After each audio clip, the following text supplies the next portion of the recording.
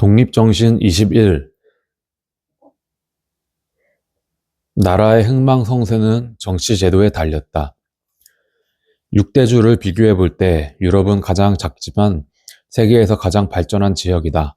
그 이유는 유럽 국가들이 헌법을 제정하여 공화국이 되는 등 정치를 개혁했으며 이에 따라 사람들의 의식이 발달했기 때문이다. 유럽에서 동쪽으로 오면 과거 수천 년 동안 부강했던 큰 나라들 중 전제 정치를 벗어나지 못하여 패망한 나라들이 있다. 유럽 동쪽 끝 터키는 대단히 강성했던 나라였으나 날로 쇠퇴하여 간신히 유지되고 있을 뿐이며, 아프리카 북쪽에 있는 이집트는 세계에서 가장 오래되고 땅덩어리도 컸던 나라이나 지금은 이름만 남아 영국 지배하에 있다. 아시아 대륙 서쪽 끝 페르시아에도 옛날부터 유명했던 큰 나라였으나 남아있던 작은 영토도 지키지 못했다. 인도는 오랫동안 강대한 나라로 땅도 넓고 인구도 많으나 40~50년 전에 영국 지배를 받게 되었다.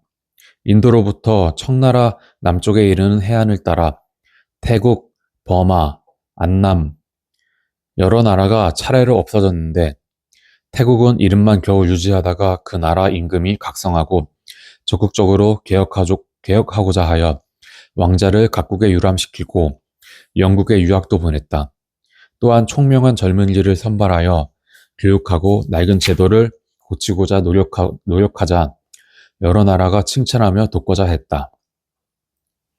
그러나 백성들이 무지하여 왕이 혼자서 개혁하기 어렵다고 한탄한다고 한다.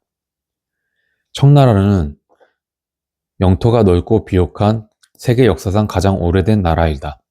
중국은 인구가 많아 세계 인구의 10분의 1 될 정도로 강대한 나라였다.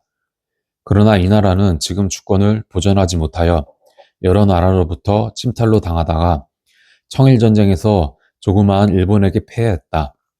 그들은 오랫동안 중국 영토였으며 청나라 왕조의 고향인 만주를 지키지 못하였다. 지금은 각국이 일본의 압력을 가하여 만주를 회복하기 이르렀다. 청나라가 지금까지 나라를 유지할 수 있었던 것은 각국의 이해가 달라 서로 견제했기 때문이다. 이런 상황이 몇 년 더 지속된다면 나라가 패망할 위기에 처하게 될 것이다.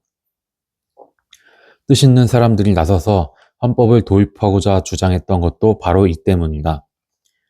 그 밖에 멸망한 나라가 많이 있지만 위에서 말한 몇 나라의 경우를 보더라도 나라의 흥망은 정치 제도를 고치느냐 아니냐에 크게 달려있다는 것을 알 수 있다.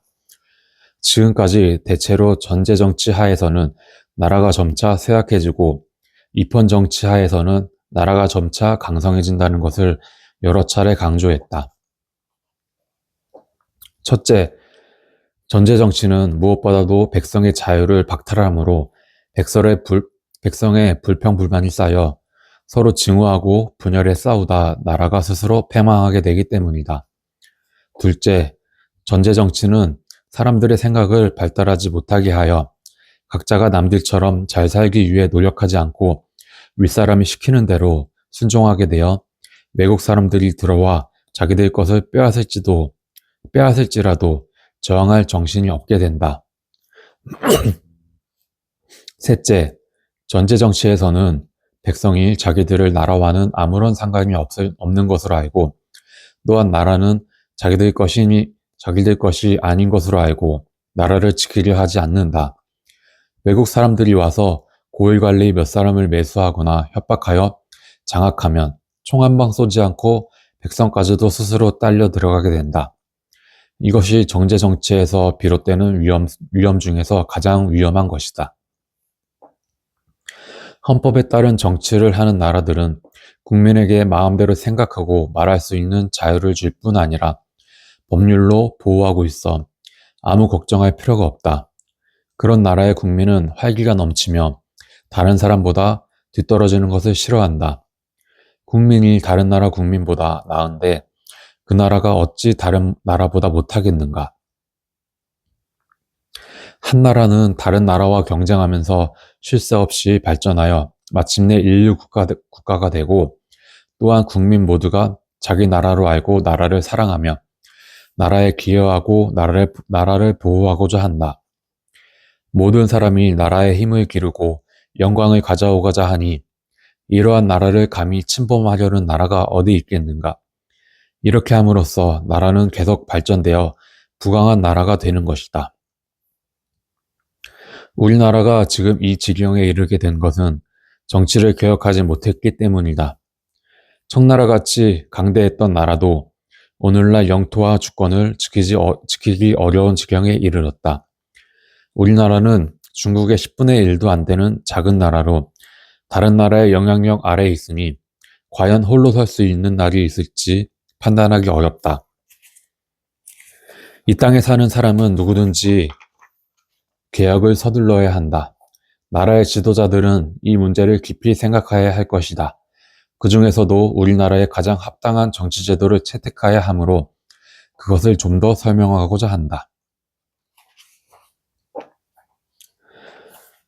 네, 독립정신 20일 나라의 흥망성쇠는 정치제도에 달렸다 읽었는데요.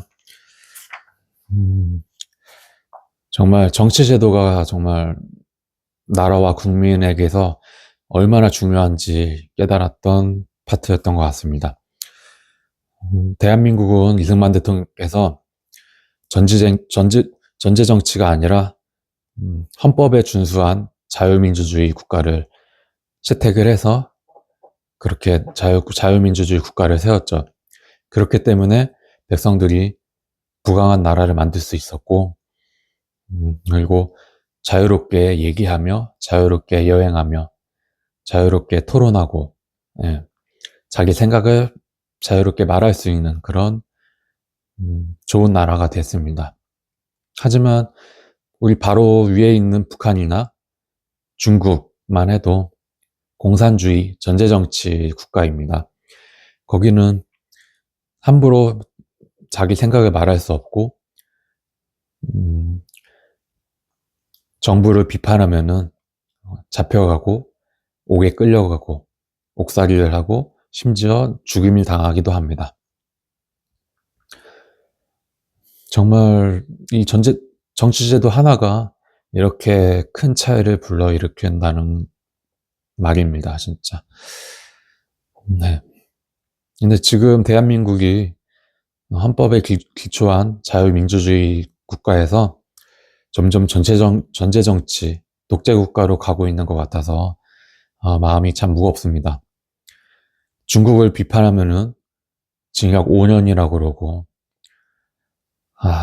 자기 나라의,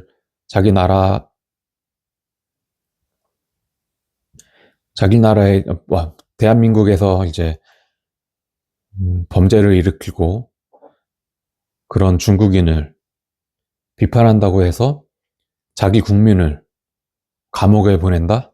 진짜 제정신들이 아닌 것 같습니다, 진짜. 네.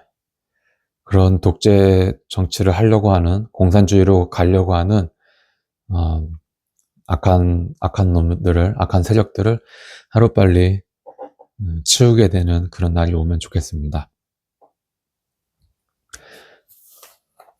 네, 감사합니다.